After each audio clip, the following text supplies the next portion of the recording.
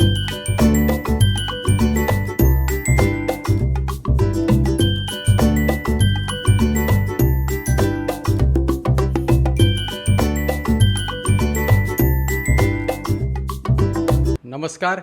मी Bhaskar Mhatre, secretary Navi Mumbai cooperative housing federation. Housing सोसायटीमध्ये managing कमिटीची strength किती आहे त्याबद्दल मार्गदर्शन करण्यासाठी आपण आज ॲडव्होकेट श्रीप्रसाद परब सरांना इथे बोलवलेलं आहे.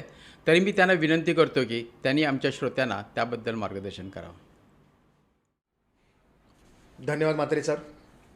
आज आपला विषय आहे strength of the managing committee of cooperative housing society.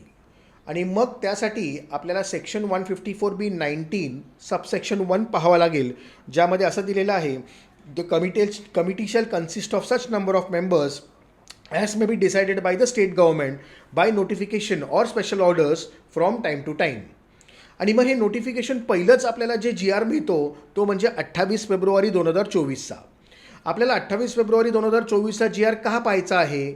तर ह्यासाठी पाहायचा आहे की ज्या वेळेला कोणी आपल्याला विचारलं की तुमच्या कोऑपरेटिव्ह हाऊसिंग सोसायटीमध्ये तुमच्या मॅनेजिंग कमिटीची स्ट्रेंथ ही कशी ॲसर्टेन करता येईल, तर त्यासाठी फॉर्म्युला जो आहे it depends on the strength of the cooperative housing सोसायटीच्या मेंबर्सबरोबर. म्हणजे the strength of the managing committee is proportionate to the strength of the members of the cooperative housing society. उदाहरणार्थ 28 फेब्रुवारी 2024चा जो GR आहे तो सांगतो की जर तुमच्या कोऑपरेटिव्ह हाऊसिंग सोसायटीची strength is less than 50 members, तर मग तुमच्या मॅनेजिंग कमिटीची स्ट्रेंथ आहे 7. आणि out of 7 2 seats are reserved for woman category, बाकी 5 seats are there for general category. Similarly 50 आणि 50 अबाव ज्या कोऑपरेटिव्ह हाऊसिंग सोसायटीज आहेत त्यासाठी आपल्याला बायलॉ नंबर 114 रेफर करावा लागेल. आणि 114मध्ये असं दिलेलं आहे की if the strength of the society members is up to 100 members, म्हणजे आपल्या केसमध्ये आपण जर GR बघितला तर GRमध्ये सांगितलेलं आहे 50 लेस दॅन, म्हणजे 50 to 100 मेंबरची जी संस्था आहे त्यांच्यासाठी मॅनेजिंग कमिटी मेंबरची स्ट्रेंथ आहे 11. नाव 11मध्ये 5 seats are there for reserve seats. 5 पैकी मग कुठले? तर 2 वुमेन कॅटेगरीसाठी आहे, 1 schedule caste schedule tribe, 1 VJNT आणि 1 OBC. अशा 5 सीट्स ज्या आहेत त्या रिझर्व सीटसाठी ठेवून दिलेल्या आहेत. मग जर आपल्या कोऑपरेटिव्ह हाऊसिंग सोसायटीच्या मेंबरची संख्या is from 101 to 200, then managing committee strength goes to 13.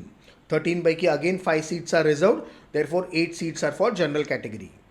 Then if the strength of the housing society member is above 200, म्हणजे 201 to 300, then managing committee strength goes to 15.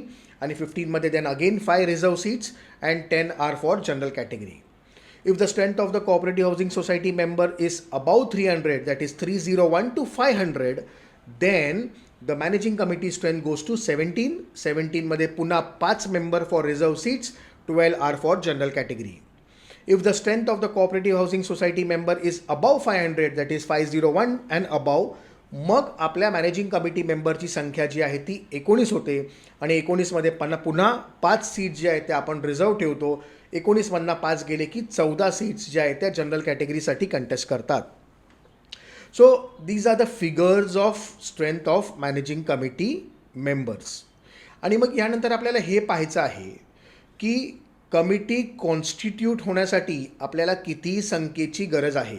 म्हणजे ज्या वेळेला इलेक्शन्स होतात त्यावेळेला किती लोक निवडून आले पाहिजेत की कमिटी लीगली कॉन्स्टिट्यूट होण्यासाठी.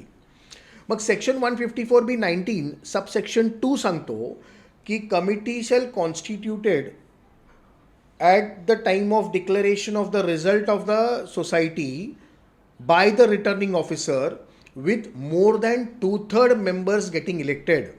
म्हणजे आपल्याला 11, उदाहरणार्थ जर आपण समजा आपल्याकडे 75 मेंबरची संस्था आहे तर आपल्याकडे 11 कमिटी मेंबरची रिक्वायरमेंट आहे. आणि 11 मॅनेजिंग कमिटीपैकी 5 जागा ज्या आहेत त्या रिझर्व सीट्ससाठी ठेवलेल्या आहेत. मग आपण 11 2/3 प्लस करायचं का? समजा आपल्याकडे 5 जागा अवेलेबल नसतील तर 6 मल्टिप्लाय बाय 2/3 प्लस करायचं.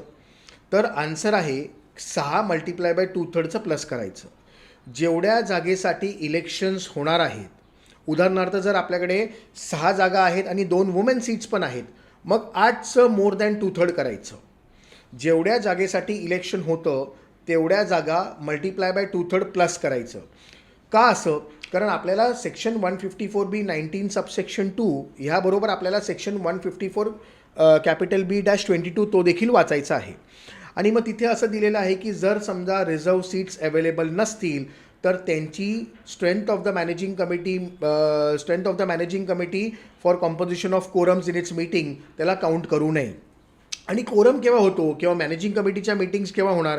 जेव्हा स्ट्रेंथ लिगली कॉन्स्टिट्यूट होईल तेव्हाच. म्हणून ह्या दोघांचं जर रिलेशन आपण बघितलं तर मोर दॅन 2/3 जे आहे, जेवढ्या सीटसाठी इलेक्शन होईल तेवढ्याचं करून +1 म्हणजे मोर दॅन 2/3 आपल्याला करायचं आहे. तर त्यामुळे मोर दॅन 2/3 संख्या जर निवडून आलेली असेल तर आपली कमिटी जी आहे ती लिगली कॉन्स्टिट्यूट होऊ शकते. आणि मग आपल्याकडे स्ट्रेंथसाठी आपण बघितलं तर 114 नंबर बायलॉ आपण बघितला आणि त्याचप्रमाणे आपण त्याच धर्तीवरती 28 फेब्रुवारी 2024चं जे नव्याने आलेलं छोट्या हाऊसिंग सोसायटीसाठी असलेला GR जो आहे तो देखील बघून आपण strength of the managing committee ascertain करायचा एक छोटासा प्रयत्न या व्हिडिओच्या मार्फत केलेला आहे. धन्यवाद.